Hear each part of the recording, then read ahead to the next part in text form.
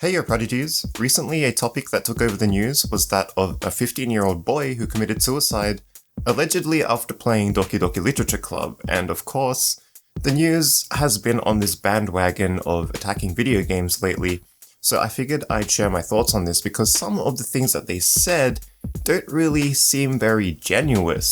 Also, there have been other YouTubers like BG Mike and PewDiePie who have covered these topics, and I have actually watched their videos already, so I'll try my best to remember points that they've brought up and present them in this video as well. But mostly I'm going to be going off the cuff of one major interview that was held that I thought didn't do too bad of a job of trying to give a balanced perspective on this story, but I'd say it was still pretty biased against the game. Of course, this is a really tragic event, so if you're very sensitive towards issues such as this, I probably would recommend that you don't watch this video, and also if you do care about playing Doki Doki Literature Club, or if you're in the middle of playing it, there will be spoilers, because I'm not really going to hold anything back. We're going to start this morning by talking about a free online game, after police and a coroner have warned about the risks of it to children. See, like straight off the bat, she mentions that Doki Doki Literature Club is an online game, and I'm pretty sure we all agree that it's not an online game. To be real, I think that this is just a big misunderstanding that the news and newspapers are having with this game, because we all know it's a game that you can just play offline whenever you like. Also, she often mentions throughout this interview that there are risks associated with this game, but she doesn't really mention what those risks are, which makes me really skeptical of the point that they're trying to make. And I think that they're just being vague intentionally to link this tragic event with the video game and kind of just build that connection within their audience, which I'm guessing would normally be much older people who don't know about games like Doki Doki Literature Club. It's interesting that she mentions the setting and the premise of the game here. It's a dating sim held in a high school, so that pretty much determines what the target audience of the game is straight off the bat. But we're gonna see that they think otherwise. Things do turn sinister, with characters self-harming and killing themselves. It's said to be suitable for players aged 13 or over. The interesting part of what you just said there is she herself doesn't even know it's said to be for people 13 years and over, but nowhere does it really say that, and it's pretty much just an assumption made based on the age check, if you want to even call it that, at the beginning of the game. In the first 4 months. An inquest will be held into the death of a 15-year-old called Ben Wormsley from Bury, whose father said the game dragged his son in.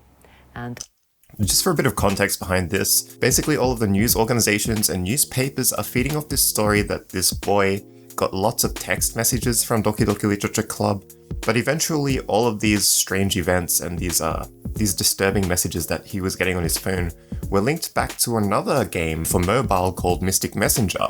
And even with Mystic Messenger, diehard fans of the game have shown that the premise of the game is not really to be self-destructive, it's to be grateful and to appreciate the relationships that you have. Now, I'm not sure how true that is because I haven't played the game, but I'm just going off what other diehard fans are saying about it. A pre-inquest review is due to take place at 10 o'clock this morning in that case. Greater Manchester Police have said, "We believe this game is a risk to children and young people, especially those that are emotionally vulnerable and anyone with existing mental health concerns." I wish you would specify what those risks were rather than just throw it up in the air and make us try and make our own connection. Of course they want us to associate the game with the suicide of this boy, but they don't say what the actual risks are. The coroner has warned this is a psychological horror game with suicide as a main feature. And notes too, it does warn it's not suitable for children. However, the graphics, etc., are clearly aimed at young people. The interesting part about this is everybody knows that it's a psychological horror game. It's tagged that way on Steam, and it's been praised as one of the best horror games made by an independent developer. As for the appearance of the game being for children, I really don't agree with that. I think anybody who's a fan of anime wouldn't agree with that. There's anime like Full Metal Alchemist, Death Note, and all of these other ones. You could even argue that the mainstream Gundam series is also mainly adult-oriented, so I think this is just a matter of these news people looking at Doki Doki Literature Club, seeing that it's in a cartoon form, not necessarily making that link to anime and Japanese culture, and just instantly clicking that with cartoons, because children watch cartoons in the morning, so it must be linked to cartoons, right? No, not necessarily. We've contacted the game's creators, Team Salvato, but so far we haven't heard back. Here's the trailer for the game with that warning right at the start. I find it interesting that they even show this. I'm pretty sure we've all seen the Doki Doki Literature Club intro, so I'm just gonna skip it. Let's talk about this now with the news editor for the video game website Kotaku UK, Laura Dale. Also mum of two and casual gamer, Helen Grounds. She has played Doki Doki and is a fan. And Lorna Fraser is here from the suicide prevention charity Samaritans. Welcome all of you. Thank you very much for coming on the programme. I quite like the balance of the guests in this interview. We have somebody who represents the gaming community. We have somebody who represents parents and is, I guess, an expert on parenting. And we have an expert on mental illness, which gives a pretty balanced approach across all of the topics involved in this story. Laura, describe the premise. So the basic premise of the game is that it starts off like a dating sim, as you'd said, that you go to this literature club, try and make friends with all these different girls, and it sort of subverts the expectations of that genre by becoming a horror narrative. A little bit of spoilers for the game. One of the characters, as it turns out, is not happy that you're dating the other video game characters, and she manipulates events so that other characters will commit suicide and will sort of drive you towards dating her instead. And what's your reaction to this warning from the coroner and Greater Manchester Police about the risks to children and those who are vulnerable? I think that, honestly, it's the same as the risks of any piece of media that deals with these kind of themes, be it video games or movies or books. If you have someone who is already in an emotionally vulnerable state and you have them engaging with media that tackles these difficult themes and they don't have an outlet to talk about that properly, that can be a problem. I think that a lot of it does just come down to communication and making sure that if you've got a child who is already struggling with those themes, that you're aware of what kind of media they're engaging with. I totally agree with this. It's a completely multifaceted and immense topic to be talking about. If you think very deeply about this, what can a video game really do to incite somebody to take such a serious action such as this in the real world? Unless you're talking about an ARG game where people deliberately try and solve things by looking at clues in the real world, even those are usually very safe and they don't involve harming anybody, especially oneself. I really like how the blue-haired lady mentioned that one character in particular manipulates the other ones. She's obviously talking about Monica manipulating the code, causing the other characters to behave differently and take really serious actions that eventually end some of their lives. In that respect, you could even say that Monica was the murderer in the game, rather than the characters murdering themselves. Helen, you've got two children, younger children. This game is said to be suitable for 13 and up, and that's because it asks you to tick if you are 13 and up, which of course any age could do. And despite the warning, do you think it is deliberately designed to look attractive to kids? Well, firstly, it is a dating game. These aren't kids' games. It may... Exactly, it is a dating game and it's set in a high school, so the target audience will definitely be people who are aged at least in a high school range and are interested in dating mechanics of video games like this. Some people kind of get the idea that this kind of anime style is kiddie because it looks cartoony, but in Japan, anime can be for anyone, and it is over in the US and in the UK. And that's a good point, because it's not just in one place in the world where anime can be for adults. Anime can be for adults anywhere in the world, considering that it can be distributed anywhere in the world, kind of like a game like Doki Doki Literature Club, or music, or books. And this type of game isn't a type of game for children. I would probably not say 13. Even that's too young? I would say it's quite questionable. If anything, some of the things that did come up kind of helped me realise that if a person sort of acts a certain way, that maybe they really do need help. Right. I really like this point because not only does she suffer from mental health problems as well, but she also realizes that there's a lesson to be learned in identifying that there are some things that you can see in people that can help you pinpoint whether or not they're going through something like this. And that's absolutely true, especially when it comes to Sayori. I think there is this stigma on spoiling Doki Doki Literature Club, which really shouldn't have been brought into this interview. I feel like she was afraid of spoiling the story on live television, but really, to defend this game, you've got to spoil the story. You've got to say exactly what's going on in the game. We see this in things like Sayori. We see this in things like Natsuki because she's got problems at home, right? We see things like this in people like Yuri because she is pretty much an outcast who has strange interests. Yes, this is a great game and we want everybody to enjoy it, but we also shouldn't hold back when trying to defend it. We should all just say what happens in this game so that we can actually defend it properly. And how do you react to this warning from the coroner and from Greater Manchester Police? And this is what GMP say: we believe the game is a risk to children and young people, especially those that are emotionally vulnerable and anyone with existing mental health concerns. I would ask parents to check the sites their children are using on a regular basis, as websites like this aren't flagged up by normal firewall settings. I really wish she would just stop bringing up this point because she's not identifying what those risks are.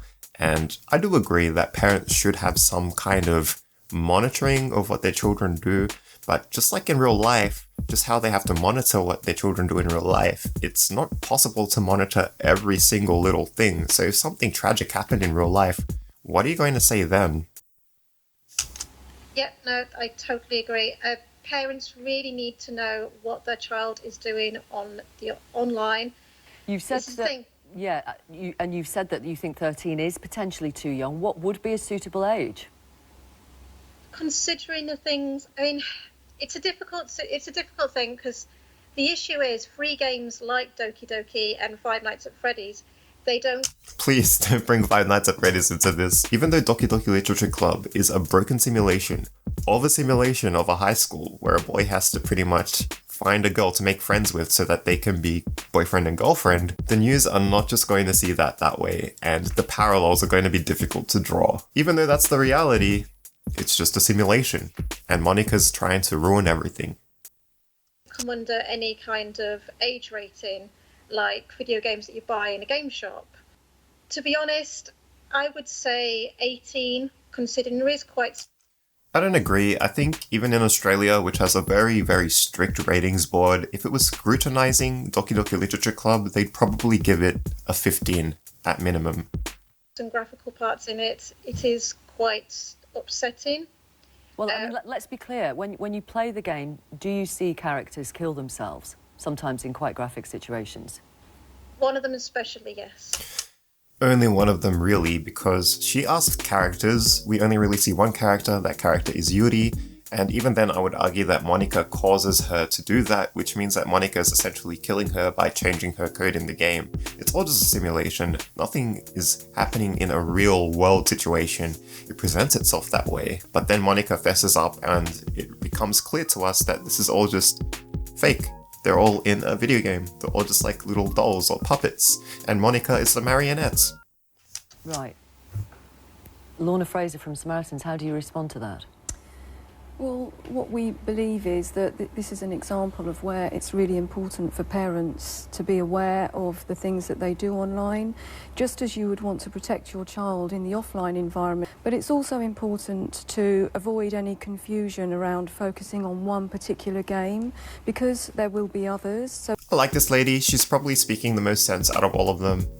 Lorna, she brings up some really, really good points. It's not all doom and gloom on the internet, just like in real life. There are challenges, there are dangers, but there are also really great things. And whatever it is that caused this boy to commit suicide is an extremely immense and complicated topic that cannot be drawn down to a single video game or a single anything really. You gotta look at this kid's everyday life, what his situation at home was, what his situation at school was. Did he go into any club activities after school? To pin this all on one video game, or video games in general, is a little bit silly in my opinion. I don't know what the inquest revealed about the situation. As of the time of recording, I couldn't even find what they said, but I'm pretty confident that it's not going to be pinned to Doki Doki.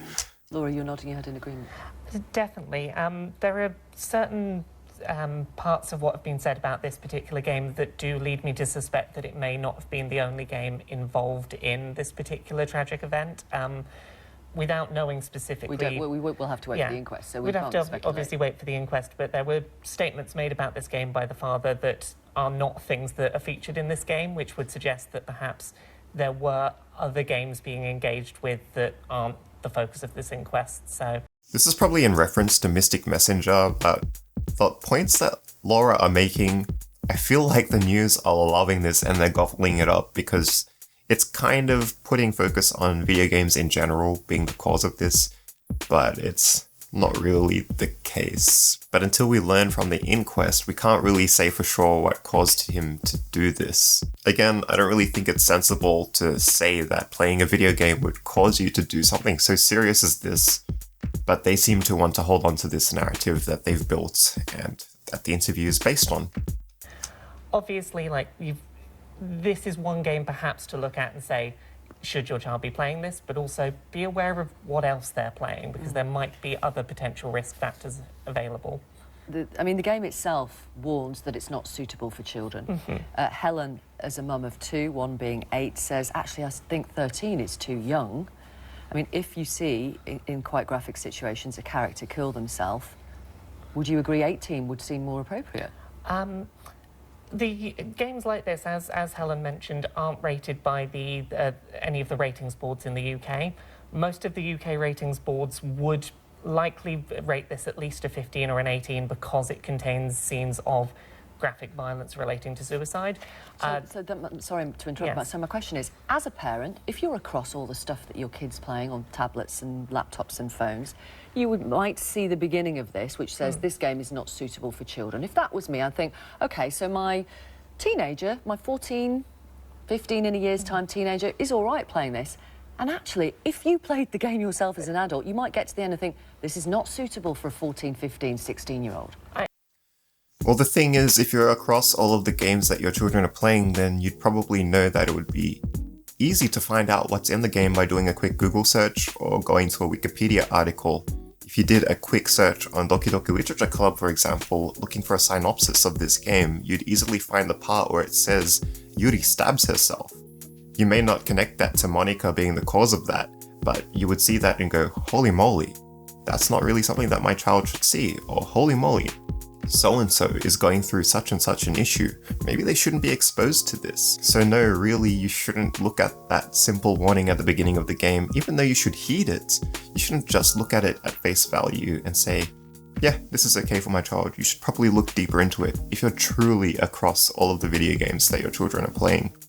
I certainly think that there are people who would see that warning that says, you know, you should be over 13 and would say, oh, it doesn't, there is not a warning that says you should be over 13, is there? Let's be clear. It says is this game is not suitable for children, and you're supposed to tick the box if you are over 13. Yes, well, my point being, if there is a tick box that says, are you over 13, I can understand why parents would go, my child is 14, 15, 16, is probably fine with it. And I think there is definitely...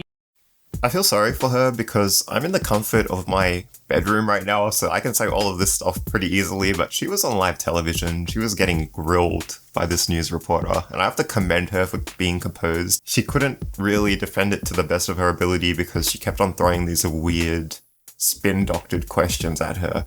Like, what are the risks that she's talking about? She says she's across all of the video games for her children, or she at least proposes this hypothetical situation where she's across all of the games her 14-year-old child plays. But she also presents the situation in a way that she's completely clueless about what the kid's playing, so I would personally probably be stuck just like her right now. A concern to be made for, like, parents not paying attention to what their children are engaging with just because there's an age box that was ticked first. But I'm being realistic as a parent. Yeah. You know, I might see it says 13, tick that box. I'd see the warning at the beginning, and then I would think, okay, it's fine for my teenager. I'm not... No, you wouldn't, because you're across all of the games that they play, right? So you would have done a little bit more research as a realistic and sincerely serious parent who wants to be a part of their children's lives. It's interesting how they skip over the topic of people being sensitive to issues such as this playing Doki Doki Literature Club. Of course, it's not just something for children or people within a certain age range. It's for anybody who suffers from mental disturbances from being exposed to stuff like this. And surely tons of people have played this game. In fact, she said at the beginning that 2 million people have downloaded it in 4 months. That means even more people would have downloaded it after that, in the millions. So out of all of these millions of cases, it's actually pretty incredible that we're only seeing a single. And I think when I was doing my research, I saw like one other case of people trying to link a death to this game because of suicide. To me, considering that the statistics just don't add up and that suicide is a very serious thing that just is not attributed to one single factor in someone's life, there's a lot of investigating to do here. It's just interesting that stuff like this happens for video games and not stuff like music, books, movies, which are all easily accessible over the internet. What's stopping a kid from opening their parents' Netflix account and watching a disturbing movie that was not meant for their age range? What's stopping a kid from listening to music through their Spotify Premium account or a family subscription to Spotify Premium that's not in their age range? What's stopping a kid from picking up or downloading a book that's not in their age range? It's really not as simple as they're making it out to be. The internet is, like the real world, a very complicated place, and you can't police every little thing that happens in someone's life, no matter what age they are, unless maybe they're a baby or something. Really, coverage like this only happens because of us. It's really our fault for putting our eyeballs on their headlines, clicking into their articles, watching their videos. Look what's happening now even, I'm including their video within my video to try and prove a point. But what we need to do is just ignore this so that they don't get clicks, they don't get eyeballs, they don't get any money for topics such as this, and maybe, just maybe, that will keep them a little bit more accountable to present more factually based news that's a little bit more palatable. And that's across the board. It's not just video games, but particularly video games lately. If you see the news attacking something like Doki Doki or We Happy Few or Fortnite, just ignore it. I know people are going to ignore this advice, but I think that's the solution. We just have to not give this sort of stuff attention. Otherwise, we're just going to keep getting fed this sort of stuff. They're going to keep spreading this word that older people in particular, like much older people who don't really care about gaming and don't really have a grasp of the online world, will take this in very seriously and continue to perpetuate this notion that video games and being in the online world is bad, when really we all know it's not. It's about as bad as being in the real world, to be real. Prodigies, I hope this video helps to expand on how you think. See ya!